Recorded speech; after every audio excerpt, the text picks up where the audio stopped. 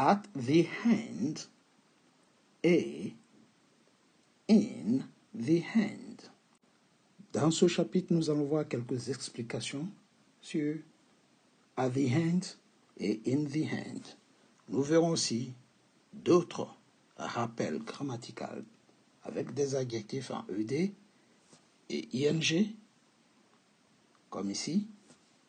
Et nous finirons par le to, le at et le to pour montrer des mouvements ou des positions. Mais avant de commencer, n'oubliez pas, likez la vidéo, partagez, mais surtout, abonnez-vous pour ne rater aucun contenu, aucune autre vidéo à venir. C'est parti pour la première partie, at the hand et in the hand. Lorsque nous utilisons at the hand, c'est pour montrer la fin de quelque chose. Et lorsqu'on utilise in the hand, c'est tout simplement pour montrer la fin d'un résultat tel que un soulagement, enfin, en fin de compte, au final. Vous voyez, c'est dans ce cas. Donc, on revient pour at the hand, pour indiquer la fin, c'est-à-dire à la fin. Vous voyez, on arrive au bout de quelque chose. On commence la première phrase. En fin de compte, nous avons décidé de prendre le train. C'est une façon de dire au final. Enfin, nous avons décidé de prendre le train. Traduction en anglais, c'est in the end, we decided to take the train. Vous voyez? En fin de compte. Vous voyez? Au final. Deuxième phrase. Au final, tout le travail a porté ses fruits. In the end, all the work paid off. It paid off in the end. Vous voyez? En fin de compte, au final, au bout du compte, cela a porté ses fruits. Donc ici, in the end, c'est comme si on disait, enfin, cela a marché, enfin. Pour finir, vous voyez, pour finir, ça a donné un bon résultat. Par contre, lorsqu'on dit par exemple, à la fin du film, il y avait un rebondissement surprenant. Il n'y a pas de conséquences, c'est juste un événement qui arrive vers la fin. Donc, at the end of the movie, there was a surprising twist. At the end of the movie. Donc, en général, à cause du of, on sait qu'on dit at the end. Au bout de la route, vous trouverez le parc. Vous marchez et lorsque vous arrivez au bout de la route, il y a le parc. At the end of the road, you'll find the park. Oui. À la fin de la route, au bout de la route. À la fin du livre, vous commencez le livre, dès que vous arrivez au bout du livre, à la fin du livre, il trouve la rédemption. At the end of the book, he finds redemption. All right? Donc, nous avons des indices à cause du of. Au final, peu importe qui avait raison. C'est une façon de dire au résultat final, en fin de compte, pour finir, enfin, peu importe qui avait raison. In the end, it doesn't matter who was right. It doesn't matter who was right. Au bout du compte, ils ont accepté les termes du contrat. In the end, they agreed to the term of the contract. Donc ici, on négocie et finalement, all right, ils donnent leur accord. Au final, enfin, après de durs labeurs, Voici ce que ça donne comme résultat. C'est dans ce sens. On utilise in the hand. N'hésitez pas, likez comme toujours. Abonnez-vous, mais surtout, partagez énormément à vos groupes d'amis, à vos élèves, à vos amis, familles. Aidez vos proches à améliorer leur côté grammaire. Continue la suite. Toujours. At the hand et in the hand. Le match débute à la fin du mois. The match starts at the end of the month. At the end of the month. Donc le mois a un début et a une fin. Donc à la fin du mois. At the end of. En définitive, c'était fini. In the end, it was over. Alright? Résultat final. Au bout du compte, c'était fini. Il n'y avait plus rien à dire. In the end. Donc, c'est une façon de dire enfin, c'était fini. Vous voyez? Alright.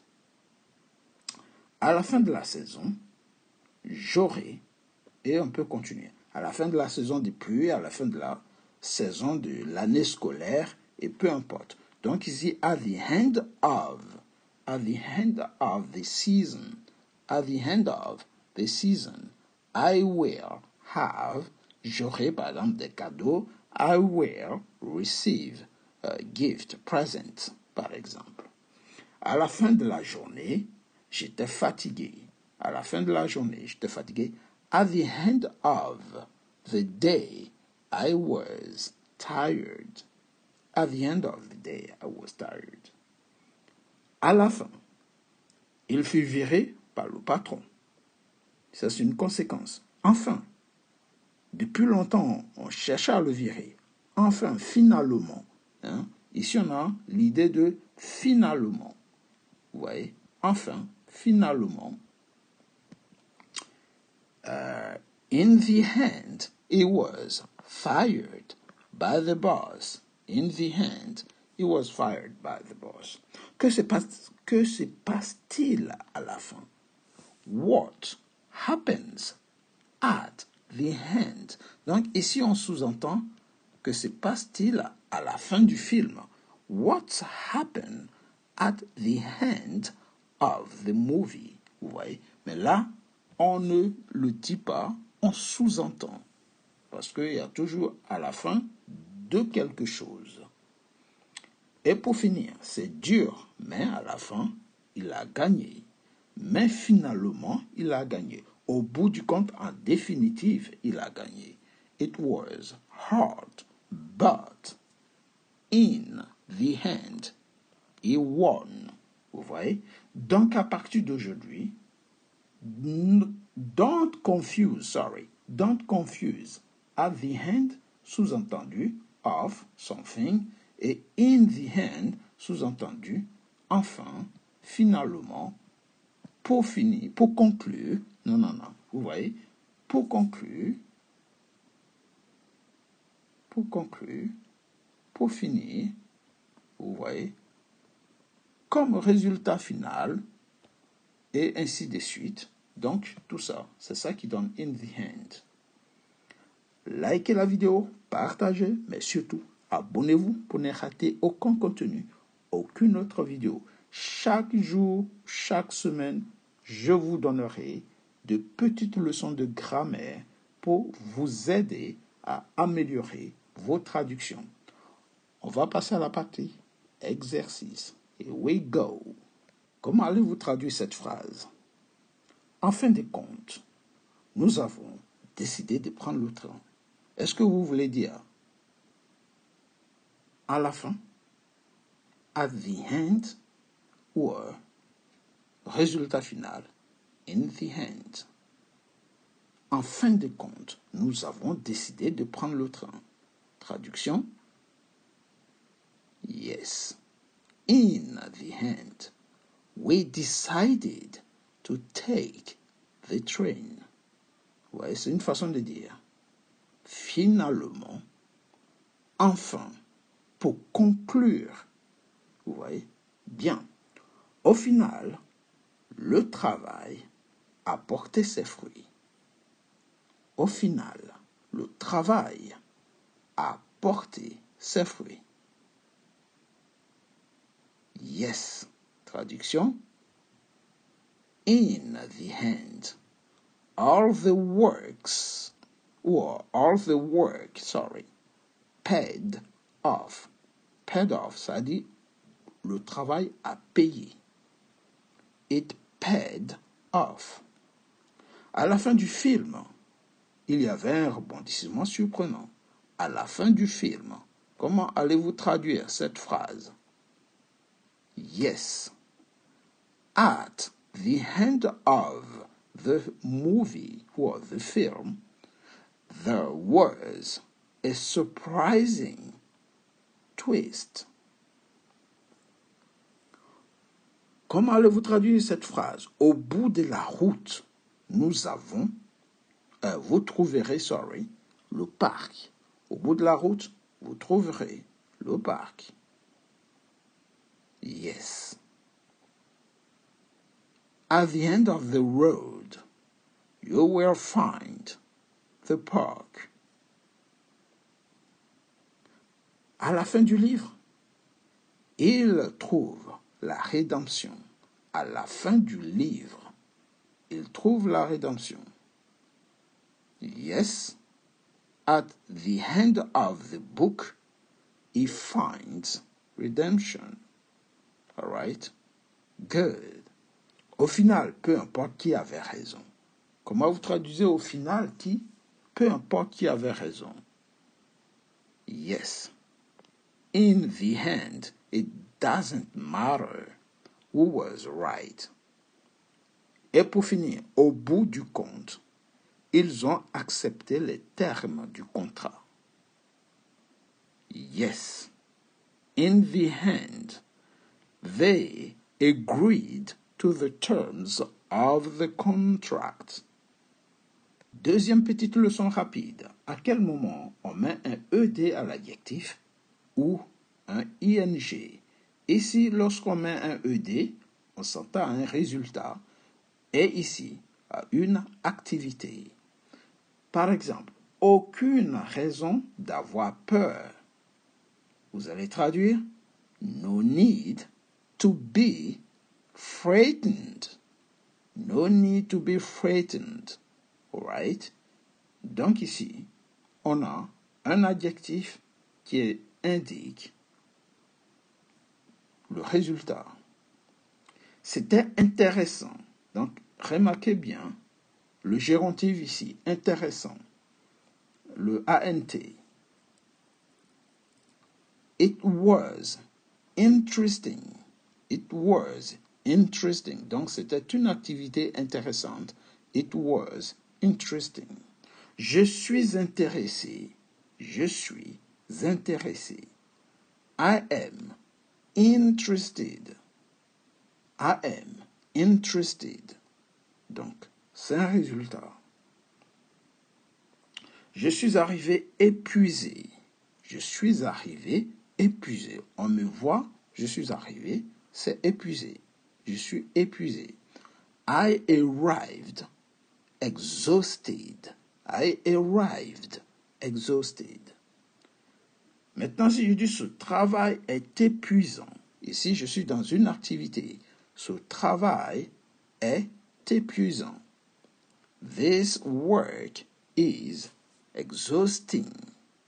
It is exhausting. Donc, c'est une activité que j'effectue qui m'épuise. Donc, c'est épuisant. Vous voyez? Un match de football, par exemple, c'est une activité, est intéressant. It was interesting or it is interesting. Si je dis c'est gênant ce que tu es en train de faire. It is embarrassing. Je suis gêné par contre. C'est un résultat ici. Je suis gêné. On me voit donc ici. I am embarrassed. I am embarrassed.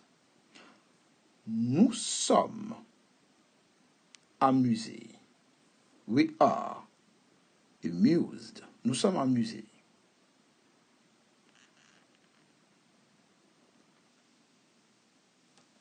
On continue. J'étais fatigué.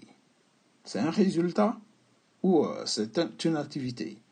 Non, je n'ai pas dit ce travail est fatigant. J'ai dit j'étais fatigué. Donc c'est un résultat. I was tired. Le film, c'est une activité ici. Le film était ennuyeux. The film was boring. The film was boring. Ce n'était pas surprenant. Ce n'était pas surprenant. Cette activité n'était pas surprenante. It is not. It's not surprising. C'est une fille incroyable. It's or she is. It's an amazing girl. Nous étions ravis. We were thrilled. We were thrilled. Un résultat. Je suis rentré épuisé. I arrived exhausted. Ici, on a toujours cette idée de ANT, c'est décontractant. It is relaxing. L'ambiance était décontractée. The atmosphere was relaxed. Vous voyez? Chaque fois que vous allez voir souvent un ANT, all right, on a déjà l'indice de ING. Vous voyez? Good. On finit rapidement avec les A pour désigner une position, at, et to pour montrer un mouvement. Nous l'avons déjà vu cette leçon dans les leçons précédentes. Du lundi à mardi, vous voyez, on a un mouvement, on part d'un point A vers un point B.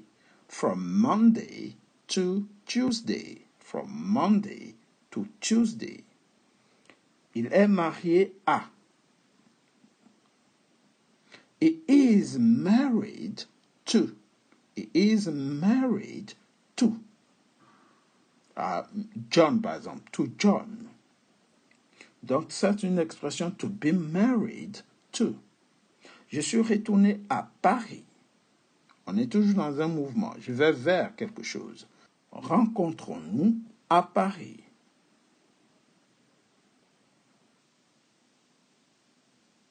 Ou rencontrons-nous au marché. Donc, ici, on a une position.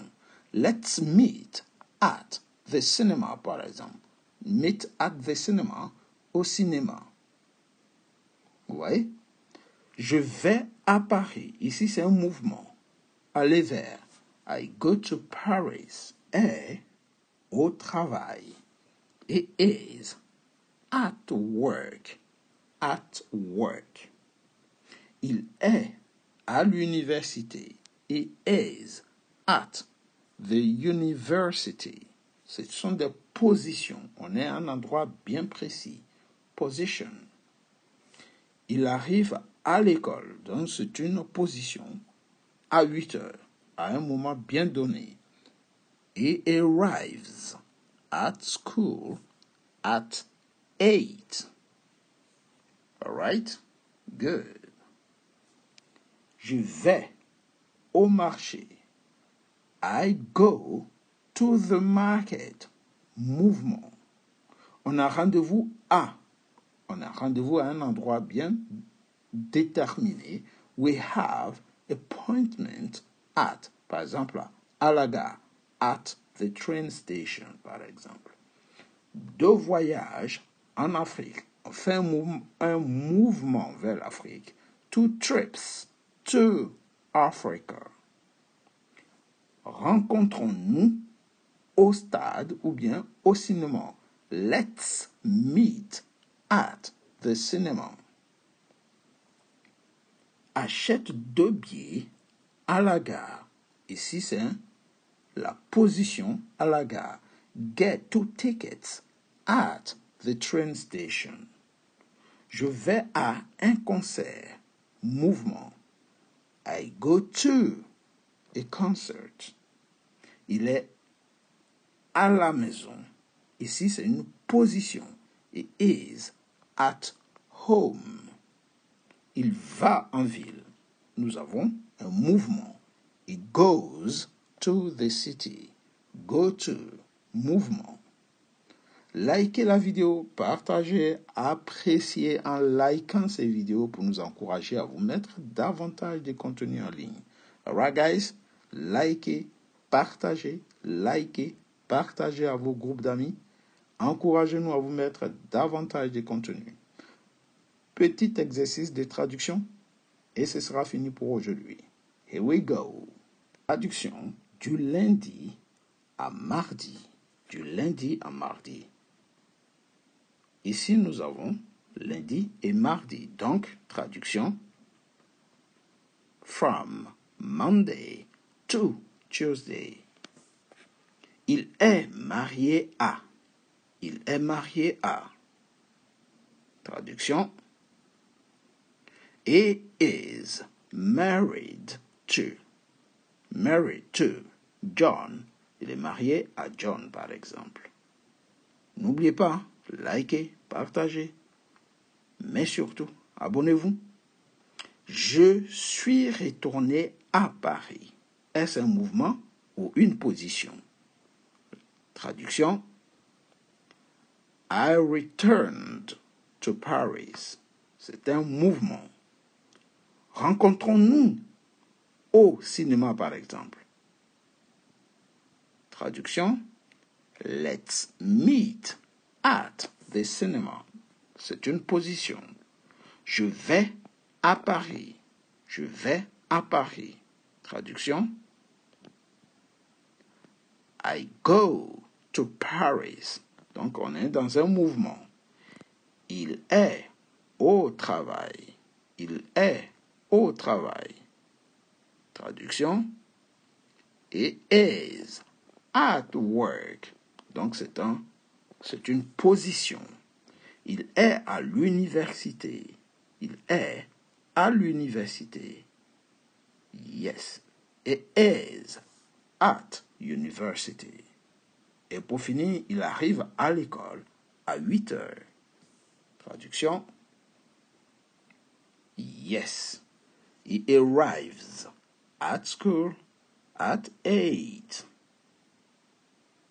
Likez la vidéo, partagez, abonnez-vous, encouragez-nous à vous mettre davantage de contenu en ligne. Et c'est parti. Je vais au marché. Je vais au marché. Traduction. I go to the market.